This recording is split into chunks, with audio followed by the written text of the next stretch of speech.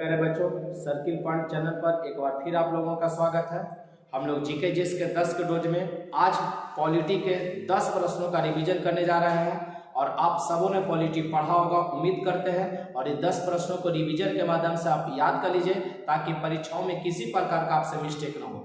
पढ़ना जितना ज़्यादा जरूरी है उससे कहीं ज़्यादा जरूरी है रिवीजन करना। तो चलिए 10 के डोज में जीके जीएस का आज हम लोग पहला प्रश्न देखते हैं पॉलिटी से।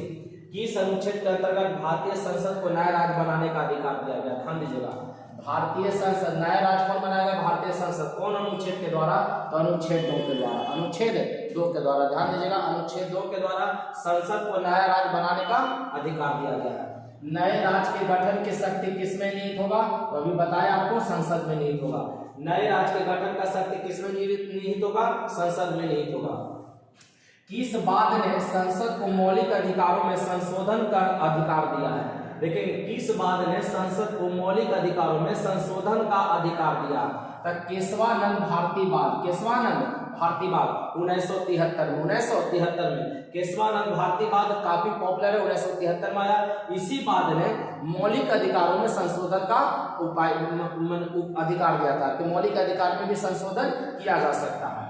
ठीक है। और समाज के कमजोर वर्गों के लिए संरक्षण का प्रावधान किस अनुच्छेद में है? अनुच्छेद 15 में। समाज के कमजोर वर्गों के लिए संरक्षण का प्रावधान किस अनुच्छेद में है? अनुच्छेद 15 में। बंधुआ मजदूर उन्मूलन अधिनियम संसद ने कब पारित किया? 1976 में। बंधुआ मजदूर उन्मूलन संसद ने कब पारित किया? 1976 में। संविधान के अंतर्गत मूल अधिकारों का संरक्षक कौन होगा?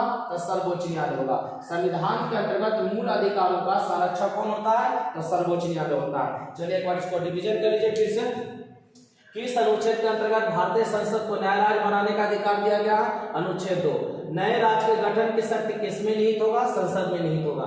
किस बात ने संसद को मौलिक अधिकारों में संशोधन का अधिकार दिया है? केशवानंद भारतीवाद 1973। समाज के कमजोर वर्गों के संरक्षण के लिए प्रावधान किस अनुच्छेद में? अनुच्छेद 15 में। बंधुआ मजदूर उन्मूलन अधिनियम संसद ने कब पारित किया? 1976 में। संविधान के अंतर्गत मूल अधिकारों का संरक्षक कौन होता है? सर्वोच्च न्यायालय। तो हम लोग बढ़ते हैं अगले प्रश्न की ओर फिर से।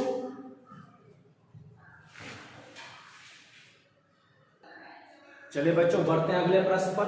हम लोग को दिया गया, देखेंगे 7 नंबर प्रश्न।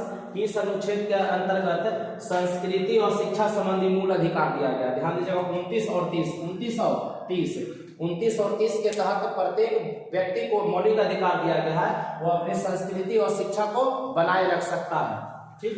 मौलिक अधिकारों के परिवर्तन हेतु रीट जारी करने का अधिकार किस न्यायालय को है? लेकिन मूल अधिकारों के प्रवर्तन हेतु रीट जारी किया जाता है। 5 प्रकार का रीट जारी करेगा, वो रीट जारी करेगा सर्वोच्च न्यायालय और उच्च न्यायालय। ध्यान दीजिएगा, सुप्रीम कोर्ट और हाई कोर्ट। सुप्रीम कोर्ट कौन अनुच्छेद का प्रयोग करेगा? अनुच्छेद 32 और एक याद रखेगा, अनुच्छेद 39। सुप्रीम कोर्ट के लिए 2 अनुच्छेद है, अनुच्छेद 32 है और अनुच्छेद 39 है।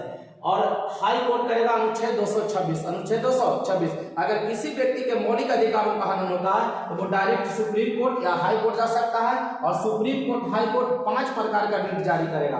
सुप्रीम कोर्ट करेगा 32 के तहत, अनुच्छेद 32 और अनुच्छेद 139, और हाई कोर्ट करेगा अनुच्छेद 226 के तहत। अनुच्छेद 32 को संविधान की आत्मा किसने कहा था? तो डॉक्टर भीमराव अम्बेडकर। ध्यान दीजिएगा, अनुच्छेद 32 में क्या है? संवैधानिक उपचारों का अधिकार है, संवैधानिक उपचारों का अधिकार है। तो अनुच्छेद 32 को संविधान की आत्मा किसने कहा? डॉक्टर भीमराव अम्बेडकर। सामान्य न्याय तथा निःशुल्क विधिक सहायता, सामान्य न्याय तथा निःशुल्क विधिक सहायता किस अनुच्छेद में है?